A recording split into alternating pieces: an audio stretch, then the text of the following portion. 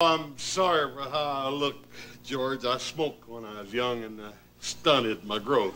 Die Stille auf dem Bildschirm, wenn eine geschätzte Fernsehpersönlichkeit stirbt, ist stärker als Worte. Jede Woche schalteten Millionen von Zuschauern Bonanza ein und verliebten sich in die Familie Cartwright, insbesondere in Dan Blockers Darstellung von Hoss, dem sanften Riesen. Nach dem plötzlichen Tod von Dan Blocker im Alter von 43 Jahren stand das Programm jedoch vor einem beunruhigenden Dilemma: Wie kann man ohne ein Familienmitglied weitermachen? Wenn Sie Bonanza gesehen haben, hinterlassen Sie einen Kommentar mit der Punktzahl 1 und wenn Sie die Geschichte erst jetzt kennenlernen, hinterlassen Sie eine Punktzahl von 00. Auf jeden Fall war die letzte Episode von Blocker unerwartet und schwer zu sehen. Um welches Ereignis handelt es sich und warum ist es so wichtig? Sehen Sie sich die letzte Folge von Bonanza mit Dan Blocker an. Für treue Bonanza-Zuschauer ist der letzte Auftritt von Dan Blocker als Hoss Cartwright ein sehr bewegendes Ereignis. Die Folge, die kurz vor seinem tragischen Tod im Jahr 1972 gedreht wurde, hat heute ein erhebliches Gewicht, das ihre ursprüngliche Prämisse überschattet. Das moralische Zentrum und der emotionale Dreh- und Angelpunkt der Serie war immer Hoss, der freundliche Riese mit einem Herz so groß wie die Ponderosa. Es ist besonders bewegend, ihn in seinen letzten Momenten zu sehen, ohne zu wissen, dass es seine letzte Verbeugung sein wird. Seine Darbietung hat eine leise, fast geisterhafte Präsenz, ein subtiles Gefühl der Endgültigkeit, das es schwer macht, die Episode anzusehen, ohne einen Knoten im Hals zu bekommen. Bonanza hat nicht nur eine beliebte Figur verloren, sondern auch den Schauspieler, der die Wärme und das Einfühlungsvermögen der Rolle verkörperte.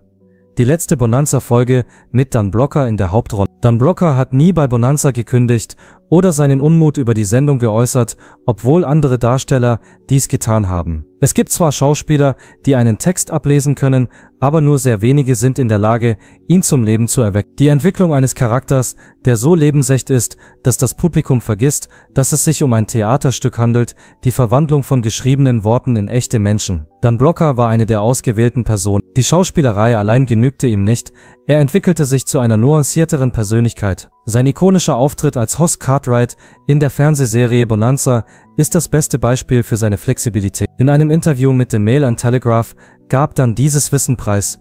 Er sagte, dass Hoss nur eine lustige Figur war, als Bonanza zum ersten Mal ausgestrahlt wurde. Er wurde aus komödiantischen Gründen eingeführt und Blocker erinnert sich, als ich mit Hoss anfing, war er eine eindimensionale Figur, ein großes Nichts. Auch wenn die Komödie ihren berechtigten Platz in der Welt hat, konnte Dan den Gedanken nicht ertragen, eine Figur zu spielen, der es an Tiefe fehlt. Er wollte mehr, für sich selbst und für die Zuschauer. Also wandte er sich direkt an den Mann, der die Software entwickelt hatte, David Dodd. Dan behauptet, ich hätte ihm vorgeschlagen, mir die Genehmigung zu erteilen, die Rolle zu übernehmen. Meine Vorhersage war, die Leute werden 1 oder 2 Wochen lang über diesen Kerl lachen. Und Dodd stimmte zu, dass sie ihm von da an misstrauisch gegenüberstehen wird. Die darauf folgenden Ereignisse gehören zu den bemerkenswertesten in der Geschichte des Fernsehens, was die Entwicklung der Charaktere angeht. Dan krempelte die Ärmel hoch und begann, Hoss in mehrere Schichten zu kleiden, um aus ihm mehr als nur seinen großen, dummen Bruder zu machen. Er schenkte ihm sein Herz, seine Seele, seine Ehrlichkeit und seine Liebe. Weil er ein großer, undankbarer und unattraktiver Mann ist, habe ich ihm eine gewisse Naivität im Umgang mit Frauen verliehen. Blocker teilte dem Publikum mit, ich habe ihn zu einem multidimensionalen Mann gemacht, der Verständnis und eine ruppige Zärtlichkeit, Mitgefühl und ehrliche Gefühle hat. Ich habe jedoch sowohl seine innere Güte als auch seine vollständige Männlichkeit hervorgehoben. Danach fügte er noch etwas hinzu. Nichts, was ein Drehbuch jemals wiedergeben könnte. Er war derjenige. Er trug einen großen Teil meiner eigenen Persönlichkeit in sich. Das ist der Grund, warum ich nicht sagen kann, wo Dan Blocker und Hoss Cartwright anfangen und auf. Die Leute fingen an, aufmerksam zu werden. Die Menschen schalteten weiterhin Woche für Woche, Jahr für Jahr ein, nicht nur wegen des Dramas und der Spannung, sondern auch wegen Hoss, wegen seiner Moral. Durch seine Taten vermittelte er uns den Eindruck, dass Mitgefühl eine Form von Heldentum an sich ist. Unerwarteter Tod. Dann geschah das Unvorstellbare. Am 13. Mai 1972 war in einem Krankenhaus in Los Angeles ein regulärer Eingriff an der Gallenblase geplant. Dan Blocker besuchte diesen Ort. Es wurde bewusst einfach und leicht verständlich gemacht. Es wurde vorausgesagt, dass er sich schnell erholen und so schnell wie möglich für die nächste Saison an den Set von Bonanza zurückkehren würde. Aber das Schicksal hatte etwas anderes mit uns vor. In seiner Lunge bildete sich augenblicklich ein Blutgerinnsel, dann löste sich in Luft auf. Er war erst 43 Jahre alt. Die Nachricht schockierte alle im Land. Die Nachricht erschütterte seine Frau Dolphia und die 4 gemeinsamen Kinder zutiefst. Alle, die mit ihm gearbeitet haben, darunter Michaela London und Lorne Greene, waren erschüttert. Die Bürger der Vereinigten Staaten von Amerika waren traurig über den Tod eines Mannes, der sie gewöhnlich einmal pro Woche besuchte und ihnen ein Gefühl von echtem Gefühl vermittelte. Dan Blocker starb, als seine kreativen Fähigkeiten auf ihrem Höhepunkt waren. Er hinterließ jedoch etwas, das für immer in der Geschichte und in den Herzen derer, die ihn liebten, weiterleben wird. Der Mensch hinter Hoss Cartwright war echt, auch wenn er eine fiktive Figur war. In der letzten Folge spielte er die Rolle. Die Schauspieler, die Crew und Millionen von treuen Fans waren schockiert, als sie von Blockers Tod erfuhren. Es kam völlig überraschend. Alle Anwesenden liebten Dan. Dan Blocker war einfach zu finden, wie Mitch Vogel, der in früheren Staffeln den jungen Jamie gespielt hatte, bereits sagt. Man kann mit Dan Blocker ausgehen und ein Bier trinken. Die letzte Folge wurde korrigiert. Der Schauspieler Lorne Greene, der Hoss Vater und den Familienpatriarchen Ben Cartwright darstellte, war über diese Enthüllung verärgert. Ich verstehe nicht, wie die Serie weitergehen kann. Das sagte Dan kurz nach seinem Tod und ich sagte zu meiner Frau, das war's. Es ist vollbracht. Zum ersten Mal in der Geschichte des Fernsehens würde eine Fernsehserie den Tod einer Hauptfigur verkraften müssen. Die Abwesenheit von Hoss Cartwright würde es der Software unmöglich machen, anders zu handeln. Der Produzent Richard Collins sagte dazu, dass die Zuschauer das gleiche Gefühl des Verlustes empfanden wie wir. Ursprünglich sollte für immer die Episode sein, in der Dans Darstellung von Hoss im Mittelpunkt stehen sollte. Ursprünglich sollte sie zeigen, wie sich Hoss in Alice Harper verliebt, die von einer jüngeren Bonnie Bedelia gespielt wird. Der Tod von Dan veränderte jedoch die Geschichte. Michael London, der zuvor den kleinen Joe gespielt hatte, übernahm die Hauptrolle. Joe verliebt sich in Alice, heiratet sie schließlich und beginnt im Laufe der Erzählung von einem Neuanfang zu träumen. Es kommt jedoch zu einem schrecklichen Zwischenfall, als Alice von einer Person getötet wird, die mit den Spielproblemen ihres Bruders zu tun hat. Die Hütte, die sie gemeinsam gebaut haben, scheint durch ein Feuer vollständig zerstört worden zu sein. Der Rest der Sendung ist dann einfach und dramatisch. Wie Joe sich beklagt. Seine Verwandten trauern. Außerdem ist das Gefühl des Verlusts offensichtlich, auch wenn in der Novelle nie vollständig erklärt wird, was mit Hoss geschehen ist. Wir werden unser Bestes tun, um so direkt wie möglich über Hoss Ableben zu sprechen. Wir haben versucht, das zu tun, was ihm gefallen hätte, und London erklärte abschließend, es mag nicht jedem gefallen, aber wir konnten einfach keine einstündige Gedenkfeier abhalten. Tribute sind in der Tat überall zu finden. Sie sind selbstbewusst, entschlossen und sehr intim. In einem kurzen Moment zeigt Joe Alice einen ruhigen Platz im Wald. Und er fügt hinzu, mein großer Bruder und ich nannten diesen Ort immer den glücklichen Ort, fährt er. Joes Gesichtsausdruck sagt viel aus und ihre Bemerkung ist unglaublich freundlich, du musst ihn sehr geliebt haben. In einer weiteren Bemerkung sagt Ben Cartwright, ich weiß, wie es ist, einen Sohn zu verlieren. In einem weiteren friedlichen Moment betrachtet er ein gerahmtes Foto von Hoss, das ausgestellt ist. Der Schluss der Geschichte ist eine der erschütterndsten Szenen.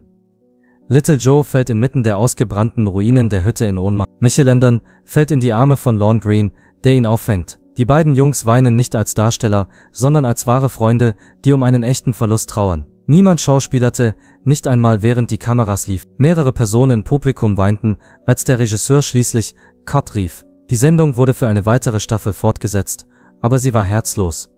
Alles hing von Hoss ab, und ohne Dan Blocker wäre nichts mehr so wie es. Obwohl Bonanza den Tod von Hoss nie auf dem Bildschirm erwähnte, füllte die nächste Generation schließlich die Lücken in der 1988 veröffentlichten Nachfolgeserie. Hoss Cartwright starb bei dem Versuch, das Leben eines anderen Menschen zu retten. Dan Blocker selbst hätte so etwas aus Selbstlosigkeit getan. Und am Ende könnte das die angemessenste Hommage von allen sein, die angeboten wurden. Die Episode entwickelte sich zu etwas mehr als einem Drehbuch. Es war eine kathartische Erfahrung. Unmittelbar nach Beginn der Dreharbeiten schwelgten die Darsteller und das Team in Erinnerungen an die Vergangenheit. Erinnern Sie sich daran, wann Dan das gemacht hat? Welchen Witz hat Dan an diesem Tag erzählt? Gott, wissen Sie noch, wie Dan uns in diesem Raum regelmäßig zum Kichern gebracht hat? Neben den Tränen gab es auch ein herzliches Grinsen. Die Eröffnungssequenz war nach Angaben von Michael London, der die Folge schrieb, Regie führte und die Hauptrolle spielte, am schwierigsten zu drehen. Das Esszimmer der Familie Cartwright war der Schauplatz der Dreharbeiten. Es war schon immer einer der uninteressantesten Schauplätze in Bonanza und diente hauptsächlich dazu, langweilige Erklärungen zu geben. Seltsamerweise konnte Dan Blocker die Leute dort auch am meisten zum Lachen bringen. Als Lorne Greene und London auf die nächste Aufnahme warteten, mussten sie an all die Male denken, in denen Dan die Anspannung gemildert hatte. Seine Streiche, seine Sprüche und seine Fähigkeit, die Leute zum Lachen zu bringen, konnten die Atmosphäre mit einem Blick auf. Im Laufe der Zeit verwandelt sich der Ort, an dem sie einst Aufnahmen fürchteten, in einen Tempel der Erinnerung. Der Veranstaltungsort hat ein großes Publikum angelockt. Neben den Zuschauern, die sich die letzte Bonanza-Folge ansahen, versammelten sich auch Menschen, die an der Abschiedszeremonie von Hoss und Dan teilnehmen wollten. Dennoch war klar, dass der Zauber trotz des ersten Anstiegs verflogen war. Bonanza war bereits in der vorangegangenen Saison aus den Top 10 herausgefallen, obwohl es ein Sonntagabend-Klassiker und seit langem eine feste Größe in den Top 10 war. NBC nahm die Serie von ihrem prestigeträchtigen Sendeplatz am Sonntagabend um 9 Uhr. Nach der Verlegung des Sendeplatzes auf dienstags um 20 Uhr musste sie sich mit hochbudgetierten Fernsehserien wie Ben-Hur und Cleopatra messen. In einer offiziellen Erklärung gab der Sender den Wettbewerbern die Schuld. Als es soweit war, kannte jeder die Wahrheit. Das Ausscheiden von Hoss aus dem Programm veränderte Bonanza. Die letzte Staffel, die von 1972 bis 1973 lief, ging langsam und schmerzhaft zu Ende. Obwohl das Herz der Serie nicht mehr zu hören war, sahen viele aus Hingabe weiter zu. Am Ende der Staffel wurde Bonanza abgesetzt. Die Serie ging reibungslos und auf angenehme Weise in die Welt der Syndizierung und der Wiederholungen über, die selbst für die bekanntesten Fernsehserien das endgültige Ziel ist. Heutzutage wird die letzte Staffel, die ohne Hoss, nur noch selten gezeigt. Die Fans lieben die frühen Jahre, als alle 4 Cartwrights noch auf der Ponderosa gegeneinander antraten. Das war die Zeit, in der die starke, mitfühlende Person mit dem schiefen Lächeln und der unendlichen Sympathie noch ein Teil der Familie. Dan Brocker hinterließ nicht nur ein Stück, sondern mehr.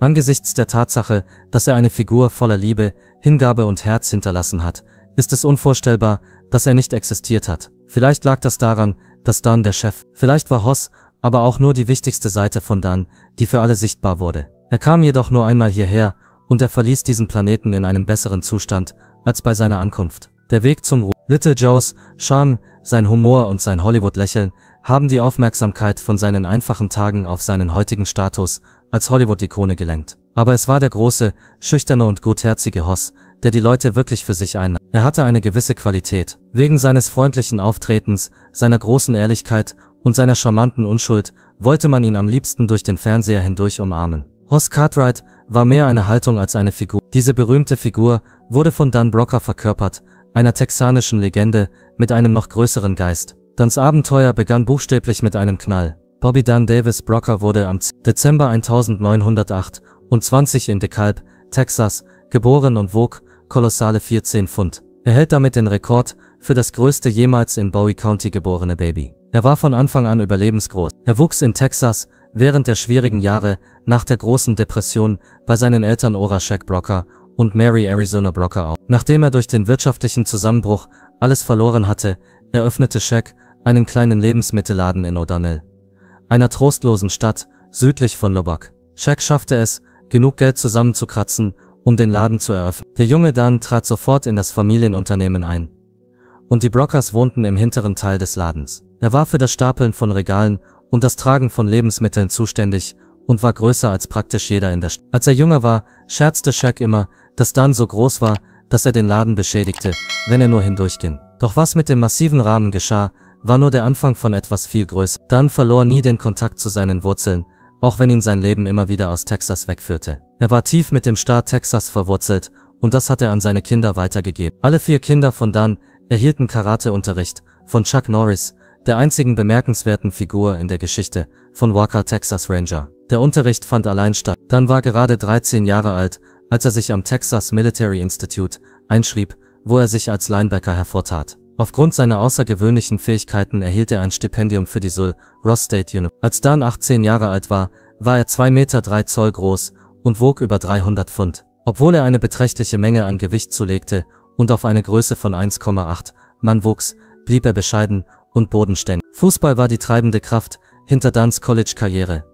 Aber das Schicksal hatte andere Pläne. Für die Universitätsaufführung von Asen und Spitzenhäubchen brauche ich jemanden, der die großen Puppen mit den toten Körpern hinter die Bühne bringen kann. Jemanden, der das kann, braucht der Direktor des Theaters. Der Rest ist, wie man so schön sagt, Geschichte, denn Dan hat gehandelt. Er half so geschickt, dass man ihm einen Job als Teddy Brewster anbot, dem verrückten Neffen, der dachte, er sei Theodore Roosevelt. Dan war von dem Moment an, als er das Gefühl hatte, auf der Bühne zu stehen und das erste Lachen des Publikums hörte, völlig gefesselt. Am Ende war das Theater Schicksal und nicht nur ein Abstecher. Um seinem Ehrgeiz nachzugehen, den er unter den Bühnenscheinwerfern entwickelt hatte, wechselte er nach seinem Bachelorabschluss sein Hauptfach von Englisch zu Theater und lehnte ein Angebot für professionellen Fußball ab. Neben der Teilnahme an Repertoiretheater- und Sommertheaterproduktionen sicherte er sich sogar eine Rolle in einer Broadway-Produktion von König. Dan Brocker hat sich seinen Weg in der Unterhaltungsbranche gebahnt. Angefangen im Hinterzimmer eines kleinen Lebensmittelladens, über die hellen Lichter des Broadway, bis hin zur Open-Air-Grenze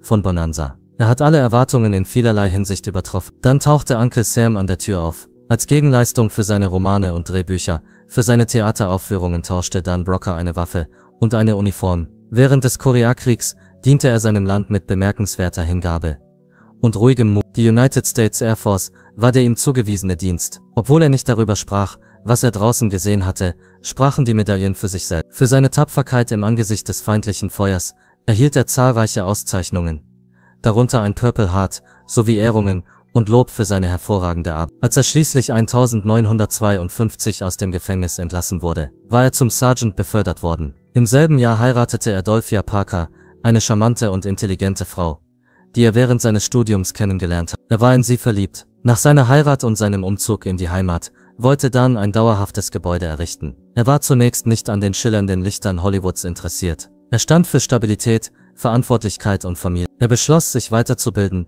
um seiner Verantwortung als anständiger Ehemann, Vater und Mann gerecht zu werden, und erwarb schließlich einen Masterabschluss in Schauspiel. Er begann seine Lehrerkarriere in Sonora, Texas, wo er Schüler in den Fächern Theater und Englisch unterrichtete, bevor er die 6. Klasse in New Mexico unterrichtete. Für mich war das Unterrichten mehr als nur ein Job. Dieser Gesichtsausdruck drückt die Wärme und Freundlichkeit von Dans Gemüt aus. Er war von Natur aus begabt darin, sich auf Kinder einzulassen, sie zu unterstützen und seine Liebe zur Sprache, zu Geschichten und Figuren weiterzugeben. Außerdem schien Dan mit jeder neuen Lehrerstelle, die er annahm, ein Stückchen weiter nach Westen zu gehen und so ungewollt seiner wahren Bestimmung näher zu kommen, der er dienen sollte. Während ihrer Ehe bekamen Dan und Dolphia 4 Kinder.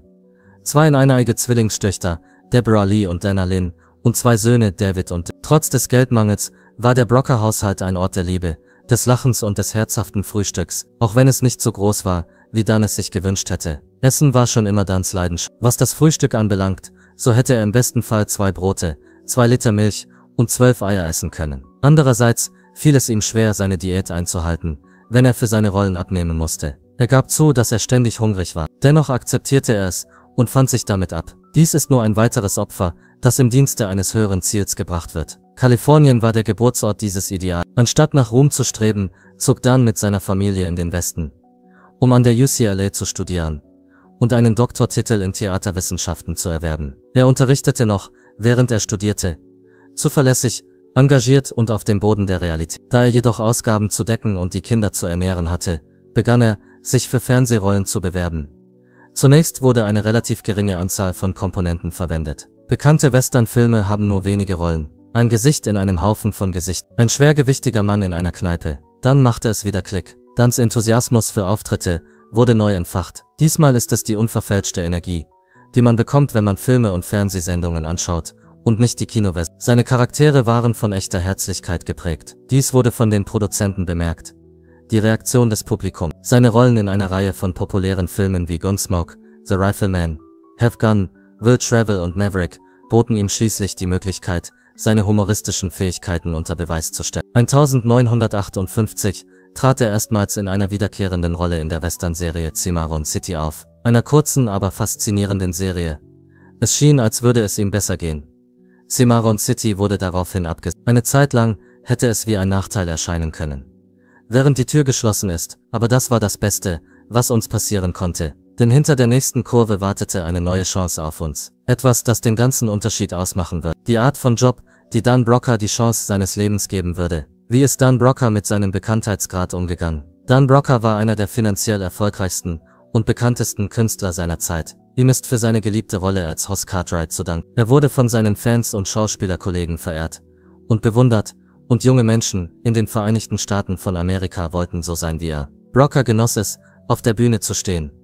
Für mich war es ein wirklich lustiges Handwerk. Die Berühmtheit, die damit verbunden war, gefiel ihm jedoch nicht. Im Gegensatz zu anderen Schauspielerinnen mied Brocker bewusst das Rampenlicht. Tatsächlich verließ er das Land ganz, bevor er den Höhepunkt seines Ruhms erreichte. 1971 erklärte Brocker, dass er mit seiner Familie nach Lugano in der Schweiz umgezogen sei und dort bleiben wolle, solange er nicht an Bonanza arbeite. Diese Aussage wurde in einem Interview mit dem Aniston-Star gemacht. Und wie begründet er? Ein Beitrag, der in der Zeitschrift National Geographic veröffentlicht wurde. Broca erwähnte, dass er von einer Fotostrecke fasziniert war, die das Magazin zuvor über die Seenregionen der Schweiz und Italiens veröffentlicht hatte. Er behauptete, das Bild habe ihn in seinen Bann gezogen. Daraufhin machte er seine Frau darauf aufmerksam und sie beschlossen, bei ihrem nächsten Besuch in Europa die umliegende Region zu besuchen. Der Comersee und der Lago Maggiore gehörten zu den Zielen, die die Broccas auf ihrer Reise nach Lugano im Jahr 1970 besuchten. Broca bezeichnete Lugano als die schönste Stadt,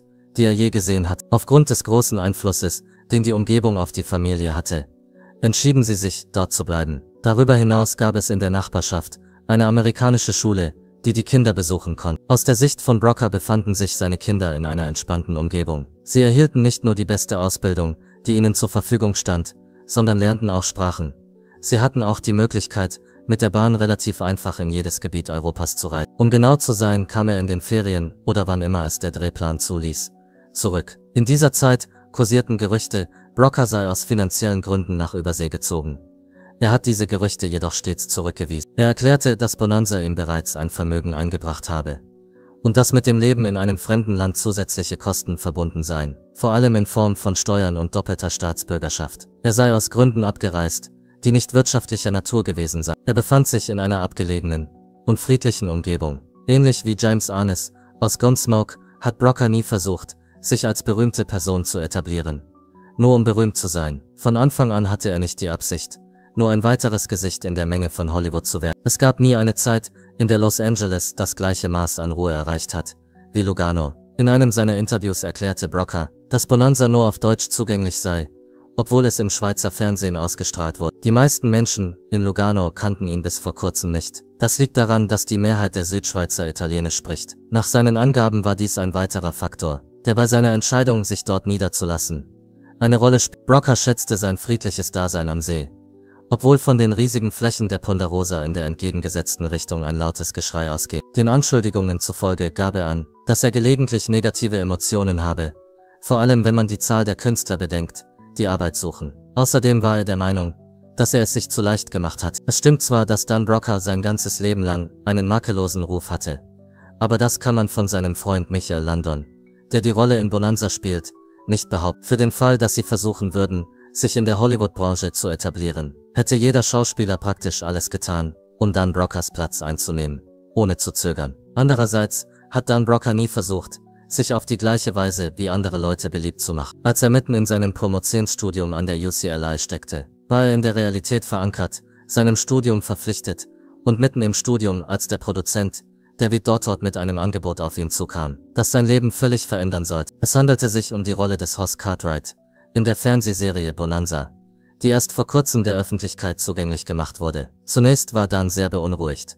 Er hatte Freude daran, andere zu unterrichten. Er war ein Verfechter des Bildungssystems. Als jedoch die Produktion des Films begann, wurde klar, dass Bonanza mehr als nur eine Nebenrolle war, sondern ein Engagement, das die gesamte Produktion umfasste. Wegen der langen Arbeitszeiten, der schwierigen Aufnahmen und des strengen Produktionsplans hatte ich nicht viel Zeit zum Lesen oder zur Teilnahme am Unterricht. Ich entschuldige mich für alle Unannehmlichkeiten, die dadurch entstanden sind. Infolgedessen kam Dan zu dem Schluss, dass er seine Recherchen für die Dissertation einstellen und den Standpunkt von Hoss vollständig akzeptieren sollte. Dann holte er mit einer positiven Einstellung tief Luft und handelte. Zu Gottes Ehre hatte es geschafft. Wenn Little Joe die beliebteste Person des Dorfes war, dann war Hoss der wichtigste Aktivposten der Ponderosa. Der Schwerpunkt der Serie liegt auf diesem Aspekt. Ein Riese, der mitfühlend und sanft ist. Obwohl Hoss Cartwright, der mittlere Sohn von Ben Cartwright, nicht gerade für seine Brillanz bekannt war, besaß er eine tiefere Substanz. Es waren seine kindliche Ehrlichkeit, sein Reichtum an Güte und sein Faible für die Schwachen,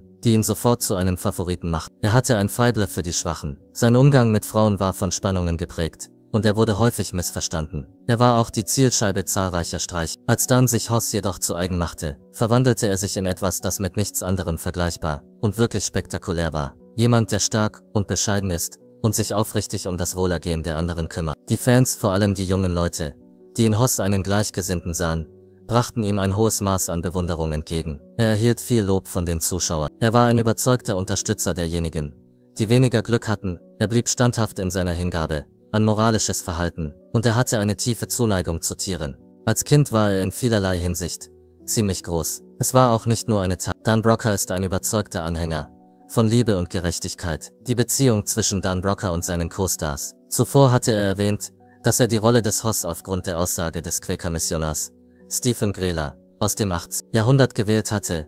Wir werden diesen Weg auf der Erde nur einmal gehen. Wenn es also etwas Gutes oder Hilfreiches gibt, das wir tun können, dann sollten wir es jetzt tun, da wir diesen Weg nie wieder zurücklegen werden. Jeder Schritt, den Dan tat, war Ausdruck dieses Gedanken.